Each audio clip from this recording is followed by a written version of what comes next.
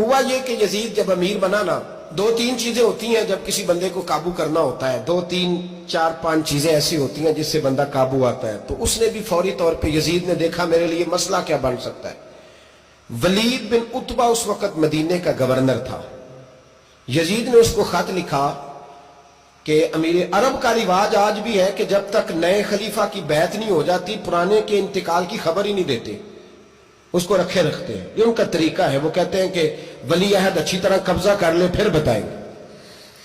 حضرت امیر معاویہ کا وصال ہو گیا، بتایا نہیں. یزید نے اب کیا کیا، کیونکہ بڑا چلاک آدمی تھا، بڑا شاطر تھا، بڑا تیز تھا، اس نے ولید کو خط لکھا. کہنے لگا کہ فوری طور پہ عبداللہ ابن عباس کو بلاؤ، ان سے کہو میری بیعت کریں. یہ جو بیعت ہوتی تھی نا، یہ بھی سن لے کیا ہوتی تھی. یہ بیعت حلف ہوتا تھا کہ میں اللہ رسول کے نام پہ حلف دیتا ہوں کہ میں یزید کی اطاعت کروں گا، میں اس کے خلاف کوئی بغاوت نہیں کروں گا. کوئی یہ بیعت لوگ سمجھتے ہیں کہ بس ہاتھ پکڑنے کا نام بیعت تھا. اس بیعت کا متبادل جمہوری ملکوں کے اندر ووٹ آیا ہے. تو کہا بیعت کرے. حضرت عبداللہ ابن عباس کو بھی بلاؤ، عبداللہ بن زبیر کو بھی بلاؤ، امام حسین کو بھی بلاؤ. امام حسین آدھی رات کے وقت بیٹھے تھے مسجد نبوی میں، چونکہ پانچوں نمازوں کی آپ امامت کرتے. امام حسین نماز پڑھا کے عشاء کی بیٹھے تھے جناب عبداللہ بن زبیر. عبداللہ بن زبیر کون تھے؟ یہ نبی پاک صلی اللہ علیہ وسلم کی پھوپھی پوتے تھے اور جناب صدیق اکبر کے نواسے تھے. حضرت عبداللہ بن زبیر اور جناب زبیر بن عوام عشرہ مبشرہ صحابی ہیں، ان کے بیٹے تھے.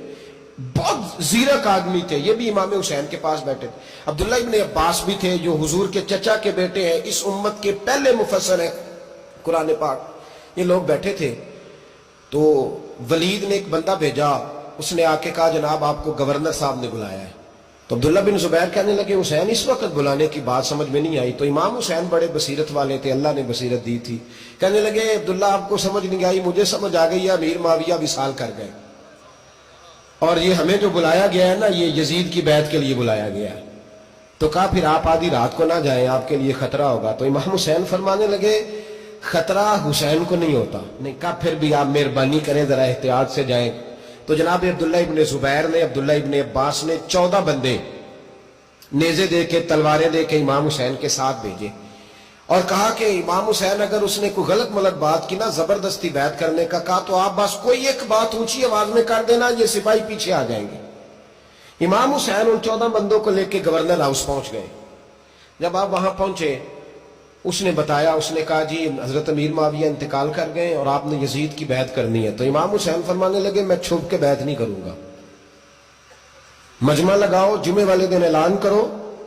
جو طریقہ ہے حضرت ابوبکر صدیق کا، جو طریقہ ہے حضرت عمر فاروق کا، جو انداز حضرت عثمان غنی کا ہے، جو مولا علی کا ہے، سر عام اعلان کرو. اگر ساری دنیا یزید کی بیعت کرے گی تو میں بھی تیار ہوں. تم مجھ سے بیعت لے کے پھر لوگوں کو بتانا چاہتے ہو کہ حسین بیعت کر رہے ہیں تو تم کیوں نہیں کر رہے؟ میں عام آدمی نہیں ہوں، لہذا چھپ کے بیعت نہیں کرتا. جب یہ بات کی نا تو ولید بڑا نرم دل تھا اور امام حسین کی شان کو جانتا تھا.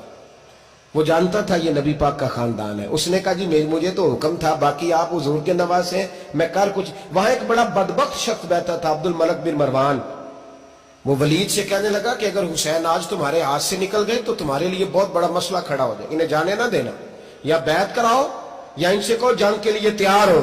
تو امام حسین رضی اللہ تعالیٰ عنہ کے کانوں میں آواز گئی تو فرمانے لگے ابن مرجانہ، اگر تیرے اندر جرت ہے تو آ سامنے حسین کے، اس کے کانوں میں باتیں نہ کر، کانا پھوسی نہ کر، باہر آ میدان میں، شرارت نہ کر، باہر آ. میں تمہیں ابھی بتاتا ہوں کہ حسین سے مقابلہ کرنے کا انجام کیا ہے. یہ کہہ کہ امام حسین باہر نکلے، اپنے بھائی محمد بن انفیہ کو بلایا، عبداللہ بن زبیر، عبداللہ ابن عباس، ڈھیر سارے لوگ اکٹھے ہو گئے. فرمایا یہ معاملہ ہے، اب کیا کرنا ہے؟ تو وہ کہنے لگے حضور وقت ابھی مناسب نہیں ہے، آپ اس طرح کریں یہاں رکیں، ہم مکے سے، عراق سے، کوفے سے لوگوں کو بلاتے ہیں، یہاں ایک بڑی مجلس مشاورت قائم کرتے ہیں. امام حسین فرمانے لگے اگر تم مشاورت قائم کرو گے تو ولید اور عبد الملک بن مروان وہ تو جنگ کرنے کو تیار ہے، اور نبی پاک نے فرمایا ایک مینڈا ہوگا جس کی وجہ سے مدینے کی گلیوں میں لہو بہے گا. فرمانے لگے میں وہ بکرا، وہ مینڈا نہیں بننا چاہتا.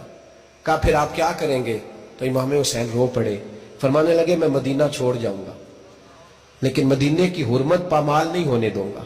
امام علی مقام آدھی رات کے وقت نکلے. سیدہ فاطمہ کا دروازہ ایک اس دن تھا جس دن حضرت مولا علی کوفے چلے گئے، اور دوبارہ آج تالا لگا جب امام حسین نکلے.